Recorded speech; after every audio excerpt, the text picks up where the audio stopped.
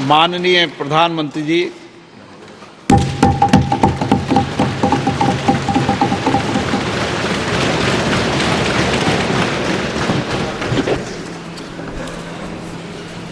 आदरणीय अध्यक्ष महोदय, ये सदन का सौभाग्य है कि आप दूसरी बार इस आसन पर विराजमान हो रहे हैं। आपको और इस पूरे सदन को मेरी तरफ से मैं बहुत बहुत बधाई देता हूं।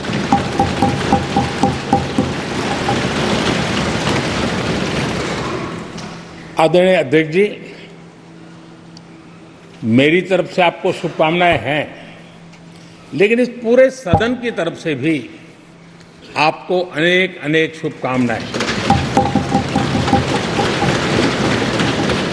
अमृत काल के इस महत्वपूर्ण कालखंड में दूसरी बार इस पद पर विराजमान होना बहुत बड़ा दायित्व आपको मिला है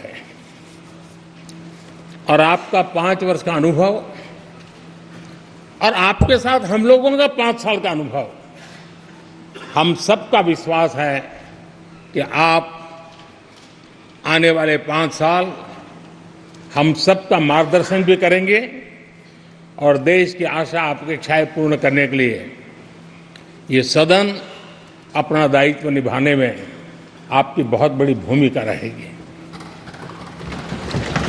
आदरणीय अध्यक्ष जी, हमारे शास्त्रों में कहा गया है कि विनम्र और व्यवहार कुशल व्यक्ति सफल सहज रूप से होता है और आपको तो उसके साथ साथ एक मीठी मीठी मुस्कान भी मिली हुई है। आपके चेहरे को ये मीठी मीठी मुस्कान पूरे सदन को भी प्रसन्न रखती है। मुझे विश्वास है आप हर कदम पर नए प्रतिमान, नए कीर्तिमान गढ़ते आए हैं। 18वीं लोकसभा में स्पीकर का कार्यभार दूसरी बार संभालना ये अपने आप में एक बड़ा नया रिकॉर्ड बनते हम देख रहे हैं। श्री बलराम जाखड़ जी वो पहले ऐसे अध्यक्ष थे जिन्होंने 5 साल कार्यकाल पूरा करके फिर दोबारा उनको स्पीकर बनने का अवसर मिला था। उसके बाद आप हैं जिन्हें 5 साल पूर्ण करने के बाद दोबारा इस पद पर आसीन होने का अवसर मिला। गत 20 साल का एक ऐसा कालखंड रहा है कि ज्यादातर स्पीकर या तो उसके बाद चुनाव नहीं लड़े हैं या तो जीत करके नहीं आए हैं। आप समझ सकते हैं कि स्पीकर का काम कितना कठिन है कि उसके लिए दोबारा जीतना मुश्किल हो जाता है, लेकिन आप जीत करके आए हैं, इसके लिए एक नया इतिहास आपने गढ़ा।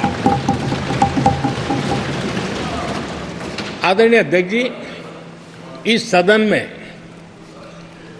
ज्यादातर हमारे सभी माननीय सांसद आपसे परिचित हैं, आपके जीवन से भी परिचित है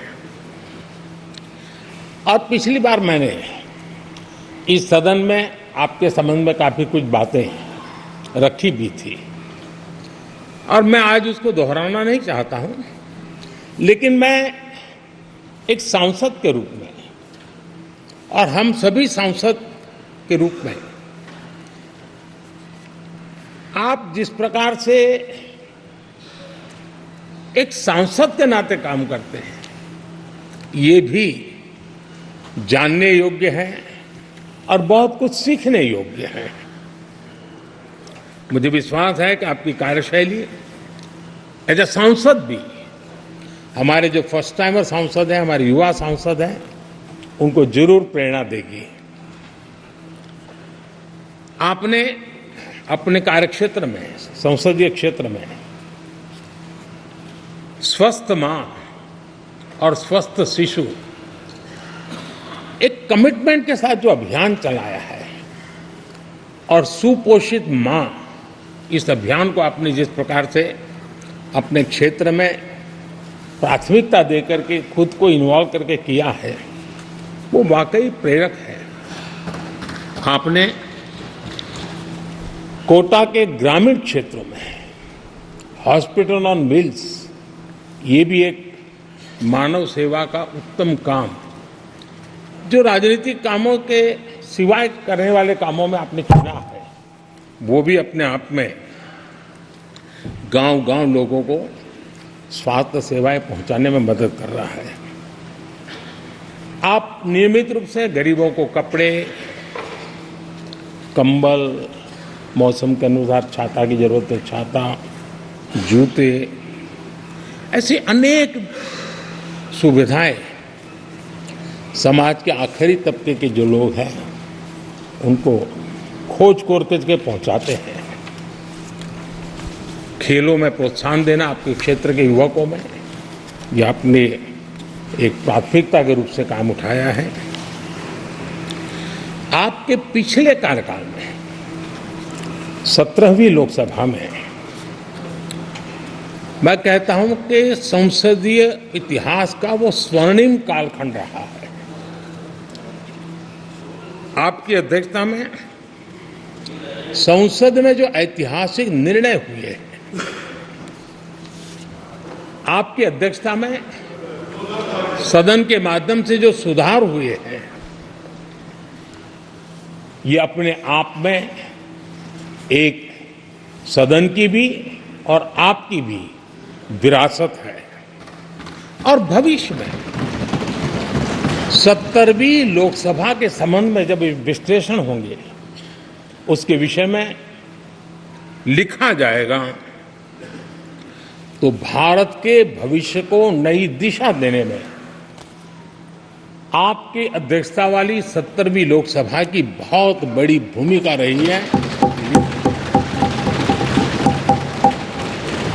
आदरणीय अध्यक्ष जी, 17वीं लोकसभा में नारी शक्ति वंदन अधिनियम 2023, जम्मू कश्मीर पुनर्गठन विधेयक, भारतीय न्याय संहिता, भारतीय साक्ष्य बिल, भारतीय नागरिक सुरक्षा संहिता, सामाजिक सुरक्षा संहिता, digital personal data protection bill, Muslim महिला विवाह अधिकार संरक्षण विधेयक, transgender persons protection of rights bill, consumer protection bill, direct tax विवाद से विश्वास विधेयक, सामाजिक, आर्थिक और राष्ट्रीय महत्व के ऐसे कितने ही महत्वपूर्ण ऐतिहासिक कानून 17वीं लोकसभा में आपकी अध्यक्षता के अंदर इस सदन ने पारित किए हैं और देश के लिए एक मजबूत नींव बनाई है। जो कार्य आजादी के 70 साल में नहीं हुए, आपकी अध्यक्षता में इस सदन ने इसको करके दिखाया। आदरणीय अध्यक्ष जी, लोकतंत्र की लंबी यात्रा में कई पड़ाव आते हैं। कुछ अवसर ऐसे होते हैं जब हमें कीर्तिमान स्थापित करने का सौभाग्य मिलता है। 17वीं लोकसभा में उपलब्धियां, मुझे पूरा विश्वास है देश आज भी और भविष्य में उसका गौरव करेगा। आज देश अपनी आकांक्षाओं की पूर्ति के लिए भारत को आधुनिक बनाने की दिशा में जब हर तरह से प्रयास हो रहे हैं, मैं मानता हूं कि ये नया संसद भवन भी अमृतकाल के भविष्य को लिखने का काम करेगा और वो भी आपकी अध्यक्षता में।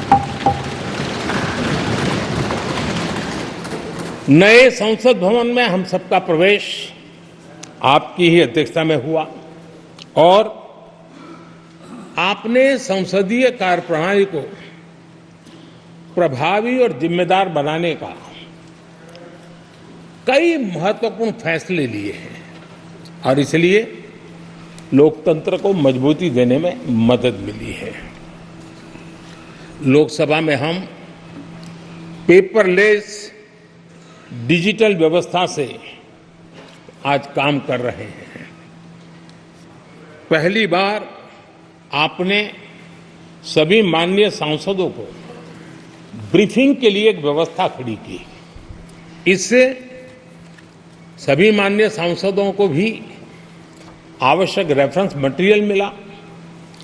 उसके कारण सदन की चर्चा अधिक पुष्ट हुई और ये आपका एक अच्छा इनिशिएटिव था जिसने सांसदों में भी विश्वास पैदा किया कि हाँ, मैं भी कुछ कह सकता हूं, मैं भी अपने तर्क दे सकता हूं। तो एक आपने अच्छी व्यवस्था को विकसित किया है। आदरणीय अध्यक्ष जी, G20 भारत की सफलता के एक महत्वपूर्ण पृष्ठ है, लेकिन बहुत कम चर्चा हुई है, वो है P20 और आपके नेतृत्व में G20 देशों के जो पीठासीन अधिकारी हैं, स्पीकर्स हैं, उनका सम्मेलन आपकी अध्यक्षता में हुआ और अब तक P20 के जितने सम्मेलन हुए हैं उसमें ये ऐसा अवसर था कि दुनिया के सर्वाधिक देश आपके निमंत्रण पर भारत आए और बहुत ही उत्तम प्रकार के निर्णय उस समिट में हुए और उसने विश्व में भारत की लोकतंत्र की जो प्रतिष्ठा है उसको गौरव देने में बहुत बड़ा रोल अदा किया है। आदरणीय अध्यक्ष जी, ये हमारा भवन ये सिर्फ 4 दीवारें नहीं है। हमारा ये संसद 140 करोड़ देशवासियों की आशा का केंद्र है।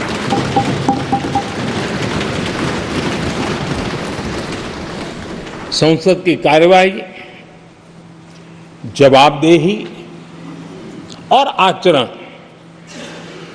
हमारे देशवासियों के मन में लोकतंत्र के प्रति जो उनकी निष्ठा है उसको और अधिक मजबूत बनाता है। आपके मार्गदर्शन में 17वीं लोकसभा उसकी प्रोडक्टिविटी 25 साल के हाईएस्ट लेवल पर 97% रही और इसके लिए सब माननीय सदस्य तो अभिनंदन के अधिकारी हैं, लेकिन आप विशेष अभिनंदन के अधिकारी हैं। कोरोना जैसे मुश्किल कालखंड में आपने हर सांसद से व्यक्तिगत फोन पर बात करके उनका हाल पूछा। कहीं किसी सांसद की बीमारी की खबर आई तो आपने सदन के अध्यक्ष के नाते व्यक्तिगत रूप से उसकी चिंता की और वो सभी दल के सांसदों से जब मुझे सुनने को मिलता था मुझे बड़ा गर्व होता था कि जैसे आप इस सदन के परिवार के मुखिया के रूप में उस कोरोना कालखंड में भी व्यक्तिगत चिंता करते थे। कोरोना काल में भी आपने सदन का काम रुकने नहीं दिया। सांसदों ने भी आपके हर सुझाव को सर आंखों पर चढ़ाया। किसी को ऊपर बैठने के लिए कहा तो वो वहां जाके बैठा, किसी को दूसरे जगह पे जाके बैठने के लिए कहा तो वो भी बैठा, लेकिन देश के काम को किसी ने रुकने नहीं दिया। लेकिन आपने ये जो फैसले किए उसका परिणाम है कि हम उस कठिन कालखंड में भी कार्य कर पाए। और एक खुशी की बात है कि कोरोना काल में सदन ने 170% प्रोडक्टिविटी, ये अपने आप में दुनिया के लिए एक बहुत बड़ी खबर है। आदरणीय अध्यक्ष जी, हम सब चाहते हैं कि सदन में आचरण, सदन के नियमों का पालन हम सब करें और आपने बड़े सटीक तरीके से, संतुलित तरीके और कभी कभी कठोरता के साथ भी फैसले लिए हैं। मैं जानता हूं कि ऐसे निर्णय आपको पीड़ा भी देते हैं, लेकिन सदन की गरिमा और व्यक्तिगत पीड़ा में आपने सदन की गरिमा को पसंद किया और सदन की परंपरा को बनाने का प्रयास किया। ये साहसपूर्ण काम के लिए भी आदरणीय अध्यक्ष जी, आप अभिनंदन के अधिकारी हैं। मुझे विश्वास है आदरणीय अध्यक्ष जी, आप तो सफल होने ही वाले हैं, लेकिन आपकी अध्यक्षता में यह 18वीं लोकसभा भी बहुत सफलतापूर्वक देश के नागरिकों के सपनों को पूर्ण करेगी। मैं फिर एक बार आपको इस महत्वपूर्ण दायित्व के लिए और देश को विकास की नई ऊंचाइयों पर ले जाने वाले इस सदन की अध्यक्षता के लिए हृदय से बहुत बहुत शुभकामनाएं देता हूं, बहुत बहुत बधाई देता हूं।